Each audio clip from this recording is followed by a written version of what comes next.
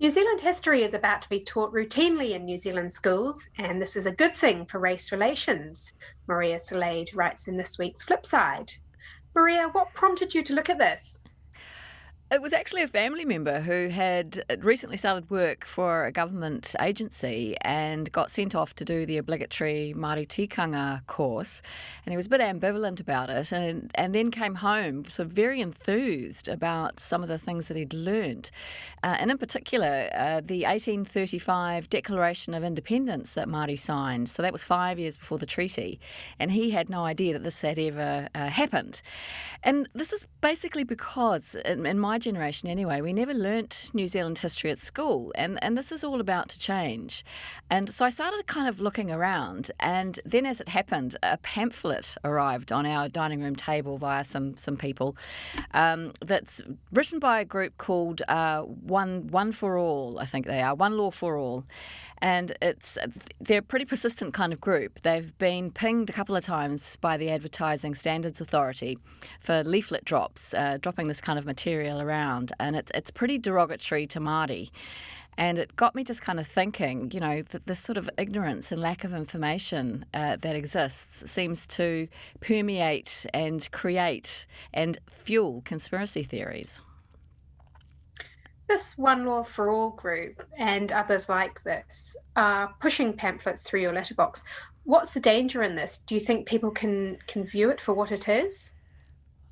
Look, I think a lot of people can, but this one in particular that I was looking at, it's a 32-page booklet and it's entitled Are We Being Conned by the Treaty Industry? And it purports to bust 24 myths about the treaty and race relations generally. And the one thing that really struck me about it is that there are no historic references, no citations, no quotations from experts, nothing. It's somebody interviewing their keyboard. And some of the stuff in it is just plainly wrong. Things like there was only one version of the treaty. Well, we know that to be incorrect. And other sort of ridiculous claims like Māori are not Indigenous because they weren't here long enough. The Aborigines were in Australia for thousands of years, so they're Indigenous. But, somehow there's some kind of mysterious cut-off point as to whether you're Indigenous or not. And it's just kind of rubbish, really.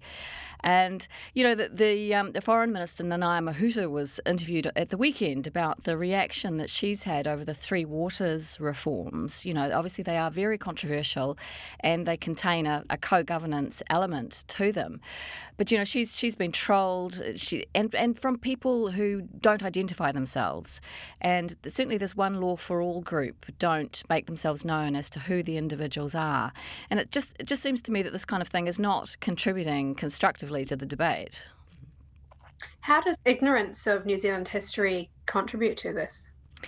I think that, just among my own friends and family, we were discussing the course that my family member went on. And another friend commented that she'd never heard of the sacking of Parihaka until just a few years ago. And that's a crucial piece of New Zealand history, a key moment that we just didn't learn about. And it's very hard to understand, I think, things like the Taranaki Wars and the land confiscations, if you don't understand how the people were treated. And that was a disgraceful moment in our history that I think all New Zealanders should know about. So I think understanding breeds tolerance. If you know what happened, and really some of these events, we're talking 150 years. It's just a few generations. It's not that long ago, and they still permeate a lot of the opinions and events that happen today. Mm. And now New Zealand history is going to be taught in schools, which is a good step. Is this all the way through, or is it just primary or just secondary? It's all the way through in various different ways and various different topics that the children will be taught, and depending on age group appropriate and so forth. And of course it's going to be controversial. It's going to spark controversy. There's no doubt about it. But look, that's a good thing. Debate is a good thing. And it just sort of seems to me that the more knowledge we have, the more common knowledge that we have amongst our population, the further these kind of fringe conspiracy theories can be pushed to the side and people can make rational decisions and form their own opinions about, a lot of things that are happening today. Maria, thank you very much for your time. Thank you.